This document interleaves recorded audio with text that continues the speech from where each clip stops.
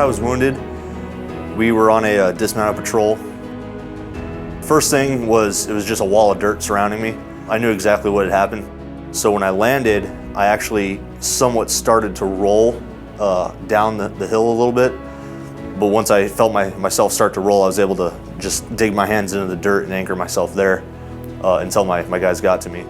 When I found out he was hit, it was, I believe, about 7:30 p.m. I was on my way home from work, and his sister actually called me and asked me what I was doing. And when I told her I was driving, she immediately said, well, call me back. So once I got home, I called her, and she let me know that he had been hit, and that the only information she was able to tell me was that he lost both his legs below the knee. Once I was in Maryland, my initial condition was still kind of drugged up from the flight over, and then all the initial stuff that they had me on, so I was kind of in and out of it a little bit. I was actually relieved when I first saw him at the hospital. He wasn't as badly injured as we expected. He seemed okay. He was still himself. As soon as I got my legs, I was up and walking as much as I could, kind of pushing myself a little bit further than the therapist would have liked, but not enough to set me back any.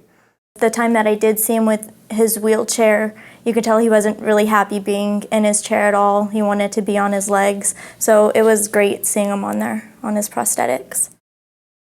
The apartment, which is where I'll be living once I'm discharged, is kind of a pain a little bit for doing certain things. The apartment's not big enough for my wheelchair to get around. It's carpeted.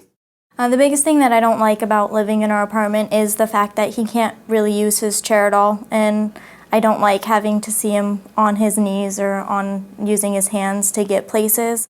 So the days that I'm sore or I don't fit into my prosthetics properly, when I'm home, I just kind of have to scoot around on my hands and knees. The tub, obviously, is just a standard shower tub. The shower head isn't at the right level for him. I have to adjust it. He can't do that. The way the appliances are set up in the kitchen, there's really no room for me to do anything in a chair if I had to. I'm looking forward to something that he can actually use himself and not have to rely on me. The floor plan itself is very spacious, very large, plenty of room for wheelchair operation, and all the appliances in the kitchen are made to coincide with wheelchair access. With the home, I definitely see more of an independence for him, definitely, because he can have room to turn about in his chair throughout the hallways. And with the shower, we don't have to worry about me coming in and adjusting the head for him. And then the therapy tub, which is going to help later on. Now he's on his prosthetics, he's doing fine, but there probably will come a point later in his life where he's not going to be able to be on his prosthetics. And when that happens, we're going to have that home where he's not going to have to worry about how he's going to make dinner if he wants to, or get up to the sink in the bathroom, or get into the shower. So I think that's going to be a lot less stressful for us. One of the biggest things that has surprised me is just how much support is out there. We volunteered to go do what we were going to do.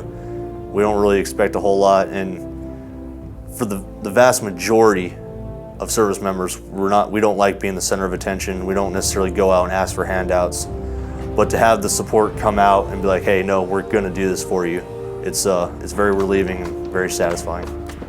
I would definitely say thank you from the bottom of our hearts. It means a lot, and the support that everybody shows is phenomenal. I would have never imagined that something like this would happen, and I'm grateful that he has received so much support from everybody.